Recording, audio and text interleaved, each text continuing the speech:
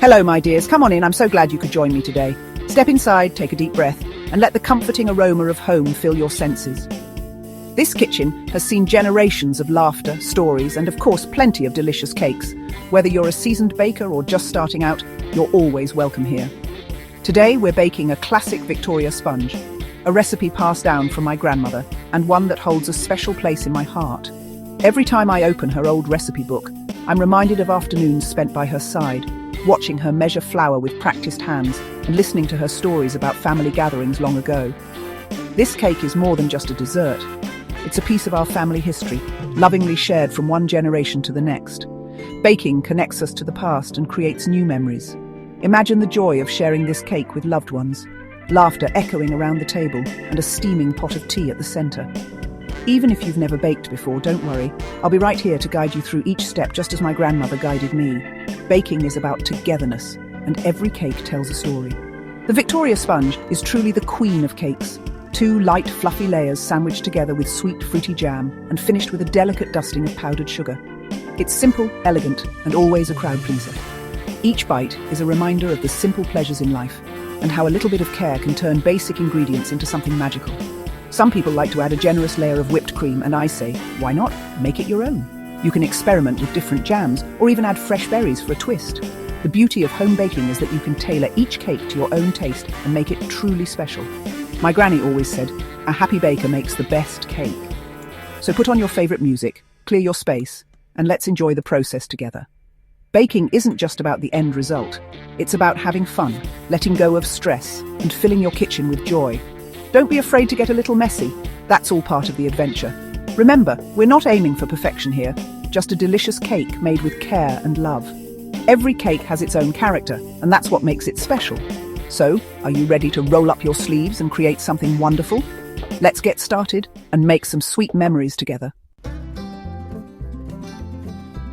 Before we begin, let's take a moment to gather all our baking treasures. This step, known as mise en place, is the secret to a smooth and enjoyable baking experience. By having everything ready and within reach, you'll find the process flows effortlessly, and you can focus on the fun of baking rather than searching for missing ingredients. Here's what you'll need for our classic cake. 225 grams of very soft unsalted butter, 225 grams of fine caster sugar, 4 large eggs at room temperature, 225 grams of self-raising flour, a teaspoon of pure vanilla extract, and 4 to 5 generous tablespoons of the best strawberry jam you can find. Each ingredient plays a special role in creating a cake that's light, fluffy, and full of flavor. If you only have plain flour on hand, don't worry. Simply add 2 teaspoons of baking powder to your flour and sift them together thoroughly. Sifting not only combines the ingredients, but also adds air, making your cake even lighter. If you prefer, raspberry jam is a wonderful alternative to strawberry, bringing a slightly tart note to your cake. And don't forget a little extra caster sugar for dusting the top, giving your finished cake a sparkling bakery-style finish. The classic Victoria sponge recipe is all about balance. Traditionally, you use equal weights of butter, sugar, flour, and eggs. Here's a tip from my granny. Weigh your eggs in their shells and then match the weight of the other ingredients to the eggs.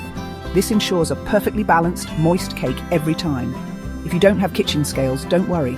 Measuring cups work just fine. Just be sure to level off your flour with a knife for accuracy, as too much flour can make your cake dense. For those with dietary needs, there are plenty of options. You can use a dairy-free spread instead of butter, or swap in gluten-free self-raising flour. If you're using gluten-free flour, add a pinch of xanthan gum to help your cake hold together and stay soft. Baking is truly for everyone. Whether you're baking with friends, family, or on your own, feel free to adapt the recipe to suit your tastes and needs.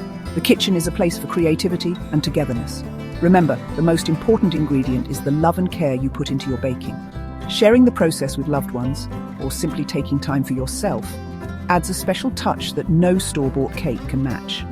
So, before you start, make sure you have all your ingredients and utensils laid out and ready. This little bit of preparation will make the rest of your baking journey smooth and stress-free. Now that everything is in place, you're ready to begin mixing. Take a deep breath, enjoy the moment, and let's move on to the next step together. Remember, baking is about joy, not perfection. Let's get mixing and create something delicious. Time to cream the butter and sugar. This is where the magic begins. Beat 225 g soft butter and 225 g caster sugar until pale and fluffy about 5 minutes. This step traps air for a light sponge. Add 4 eggs, one at a time, beating well after each. If the mixture curdles, add a spoonful of flour with the next egg. Scrape the bowl between eggs for even mixing. The batter should look smooth and glossy. Don't rush. This is the foundation of your cake. Once combined, you're ready for the next step. Let's keep going. Now, gently fold in 225 g sifted self-raising flour. Use a metal spoon or spatula. Fold, don't stir to keep the air in. Stop as soon as the flour disappears. Over-mixing makes a tough cake. The batter should drop off a spoon after a second or two.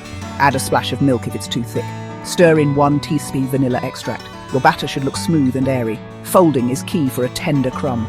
Take a moment to admire your work. This careful step makes all the difference.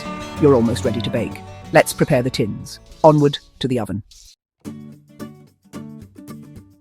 Begin by preparing your cake tins. This step is essential for a perfect bake. Generously grease 2 20cm round tins with butter, making sure to get into every corner and up the sides. Then, line the base with parchment paper, pressing it down so it sticks. This not only prevents sticking, but also helps your cakes release effortlessly, keeping their delicate shape intact. Next, divide your cake batter evenly between the tins. For accuracy, use a kitchen scale to weigh each pan, ensuring both layers bake at the same rate. If you don't have a scale, simply use your eye and a steady hand to portion the batter as evenly as possible. Once the batter is in, use a spatula to gently level the tops. For an even rise, make a slight dip in the center of each pan. This helps prevent doming, so your cakes will stack beautifully later. Preheat your oven to 180 degrees Celsius or 160 degrees Celsius if you're using a fan oven. Allow the oven to come fully up to temperature before baking. This ensures even heat and a consistent bake. Place the tins on the middle shelf, where the heat circulates best. Bake for 20 to 25 minutes, but remember, every oven is a little different, so keep an eye on them near the end. Resist the urge to open the oven door early. Let the cakes rise undisturbed. Opening the door too soon can cause them to sink or bake unevenly. You'll know the cakes are done when they're golden brown, the edges start to pull away from the sides, and the tops spring back when gently pressed. A skewer inserted in the center should come out clean. Once baked, let the cakes cool in their tins for a few minutes. This helps them firm up and makes turning them out easier. Carefully turn the cakes out onto a wire rack, then peel off the parchment paper. Allow them to cool completely. This prevents the filling from melting or sliding off later. Cooling is crucial. If the cakes are even slightly warm, your filling won't set properly and the layers could slip. The hardest part is waiting for them to cool, but patience pays off. Once they're cool, you're ready for the fun part, assembling your masterpiece. Once cool, choose your bottom layer and place it top side down on a plate. Spread 5 TBSP strawberry jam evenly, leaving a small border. If you like, whip 150 milliliters double cream to soft peaks and spread over the jam. Gently place the second sponge on top, flat side up for a neat finish. Press lightly to secure. Dust the top with caster sugar using a sieve for a classic look. That's all it needs. Simple and elegant. Stand back and admire your creation. You've made a beautiful Victoria sponge, ready to serve and share. Let's finish with a final word. You did it! A splendid Victoria sponge, made from scratch. Baking is about love, learning, and sharing. Don't worry about small imperfections. Each bake teaches you something new. Try different jams or add lemon zest for a twist. This cake is a canvas for your creativity. Share it with loved ones and start your own traditions. Enjoy a slice with tea. You've earned it. Thank you for joining me in my kitchen. I hope you feel inspired to keep baking. Remember, bake with joy, be patient, and have fun. Until next time, happy baking. Lots of love from my kitchen to yours. Enjoy every crumb. Subscribe to Learn TV for more delicious recipes.